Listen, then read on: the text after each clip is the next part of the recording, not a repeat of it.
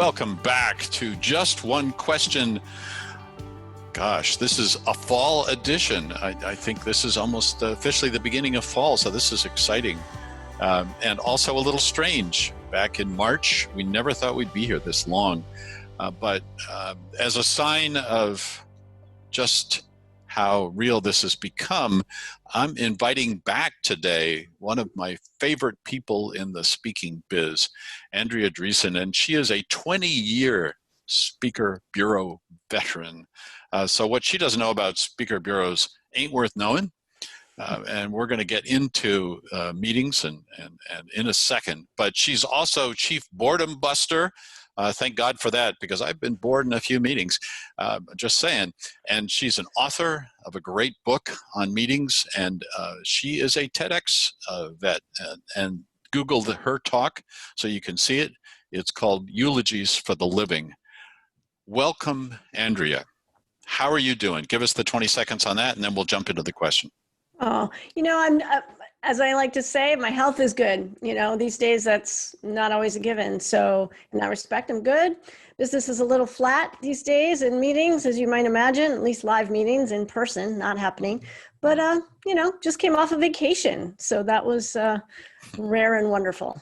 Excellent. Well done. And that's why you look so fresh and eager and ready to go. Whereas by contrast, I'm looking like a sad puppy today, but it's a lift to talk to you. All right, let's get right into the question.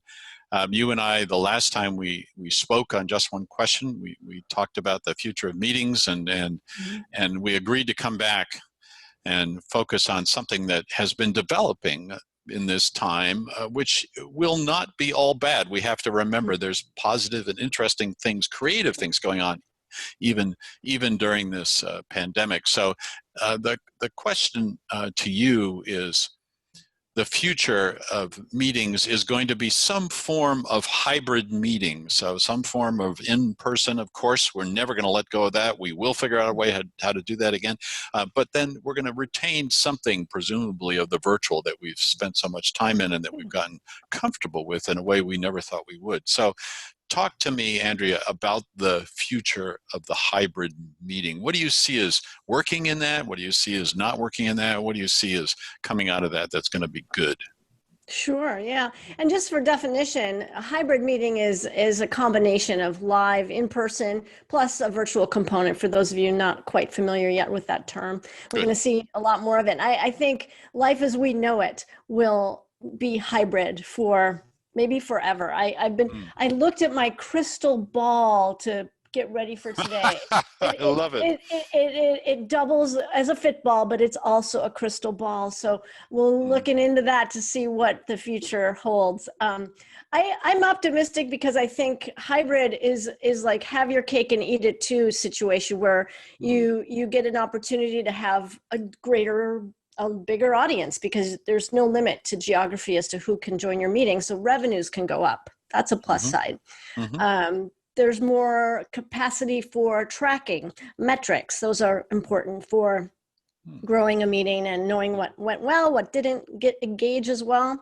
I see a downside, though, on the speaker side. Speakers, I think, need to be a lot more vigilant around IP clauses and video recording, because it's kind of the Wild West as to how readily meeting planners want to record and repurpose. So speakers need to be really aware of that and make sure that they're okay with either the vast use of their footage, or they're going to have to build in some password protection or just not allow recording, depending upon how they feel about their intellectual property. Yeah, I love that. That's a really important thing. One of the first videos of me that went out on YouTube was a speech I'd given, and I vaguely remember saying, yeah, sure, go ahead and film it. And I never gave permission for it to be used publicly. And then for a long time, this was early YouTube days, and that was the one thing you could Google and find about me. And I particularly hated it because it involved me mispronouncing a word. Oh. Yeah, so I think you're absolutely right. I think there are some pluses there. and people need to worry about IP and make sure they're very clear on what the use cases are going to be. What do you think of, and I warned you I'd have a follow-up question or two, about one of the things I've been finding is that this is more like TV than theater, whereas keynote speaking is more like theater than TV, virtual speaking is more like TV than theater. And in TV, what you want are short little bits and lots of changes to keep you interested and fresh. And so how do speakers need to think about this? Should they be collecting little video bits, and should the hybrid meeting be a mixture of live and prefab that you can just pop in little segments, video segments you can pop in, or what's, you mentioned having it not recorded, and so if it weren't recorded, then it would all have to be live in that moment. So what's the mix? Yeah, a speaker segment may not, to be clear, and we can go into detail at some other point, but a speaker needs to decide to what extent do they want their footage to be repurposed. That's really the key point here. But sure.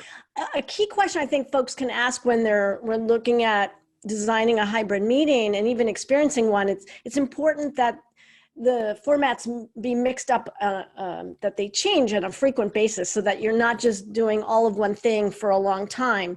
A question I like to pose is, what are we going to do together in this online experience that can only be experienced online? And that raises the bar and allows us to create something really special for online. And indeed, in a mix of recorded and live is good because it breaks things up.